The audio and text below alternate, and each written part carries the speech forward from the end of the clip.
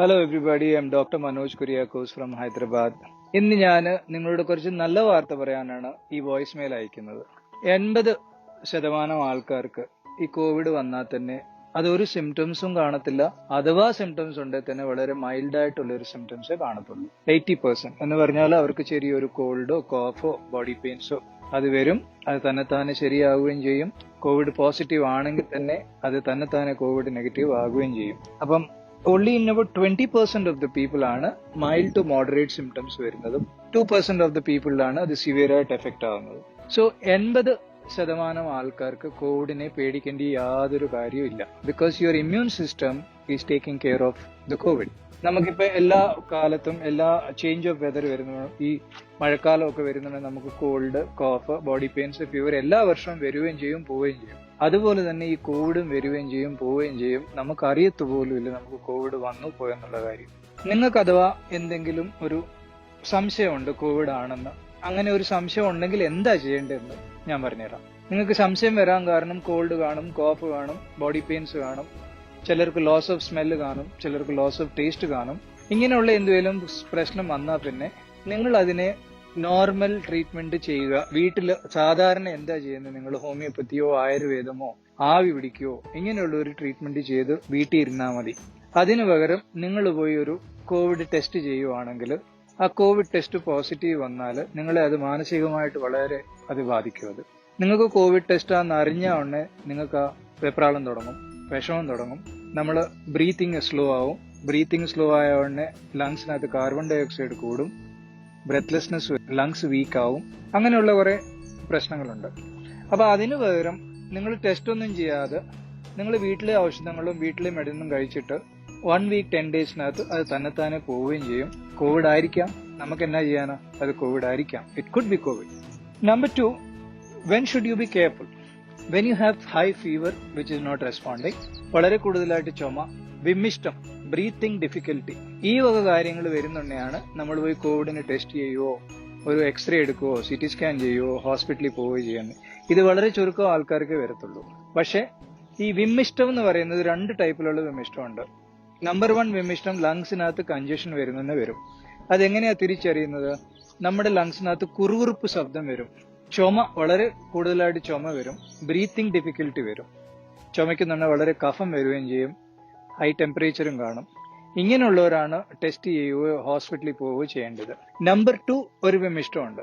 ഇതിനാണ് emotional breathlessness എന്ന് പറയുന്നത്.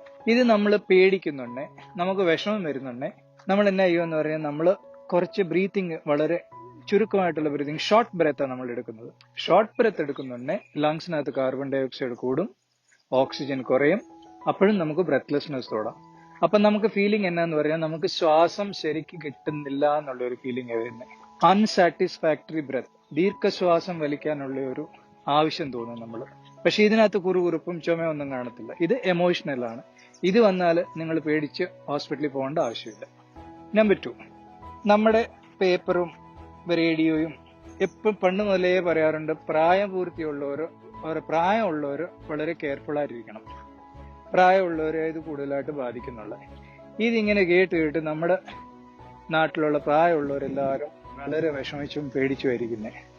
പക്ഷേ ഈ 30 വർഷത്തിലുള്ള എൻ്റെ സർവീസിനകത്ത് ഞാൻ നോക്കിയത് ഇമ്മ്യൂണിറ്റി എന്നാണ്. ഇപ്പൊ ലോകം മൊത്തം പറയുന്നത് നമ്മുടെ ഇമ്മ്യൂണിറ്റി നല്ലതാണെങ്കിൽ നമുക്കൊരു പ്രശ്നം വരത്തില്ല എന്നുള്ളതാണ്.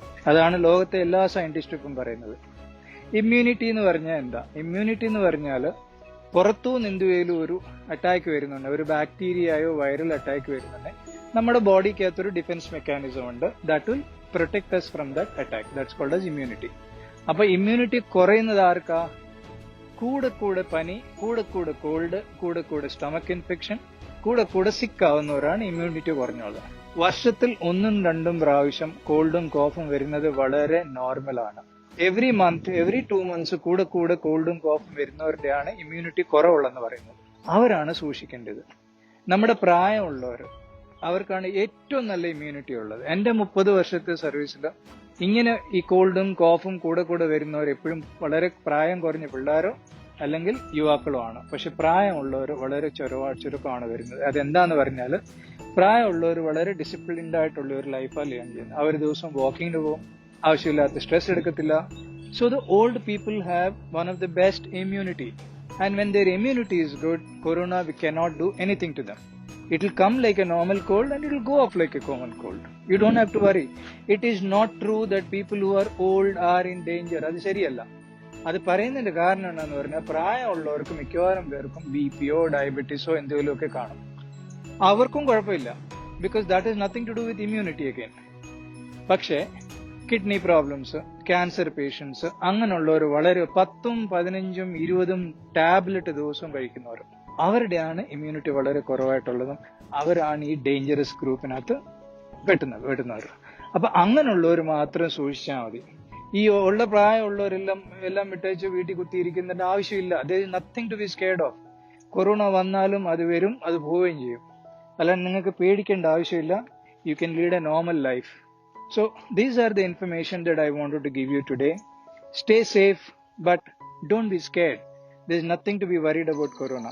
ഞാൻ as on today 62 പേഷ്യൻസിനെ ഞാൻ ട്രീറ്റ് ചെയ്യുന്നുണ്ട്. Everybody is doing fine. പ്രായമുള്ളവരും ഉണ്ട്, പ്രായം കുറഞ്ഞവരും ഉണ്ട്. എവ്രിബഡി, ഒറ്റ ഒരാൾക്ക് ഒരു നോർമൽ കോൾഡ് കോഫ് സിംറ്റംസ് എല്ലാം ഉണ്ട്. ആർക്കും ഒരു പ്രശ്നമില്ല. Yes, they also complain of loss of smell, loss of taste, but it's okay. They take about 1 week, 10 days time. Everything is fine. So corona vannalum, nothing is going to happen to you. Don't worry. Don't panic. Don't rush to the hospital. Follow these instructions and you will be safe. Take care all of you and stay safe.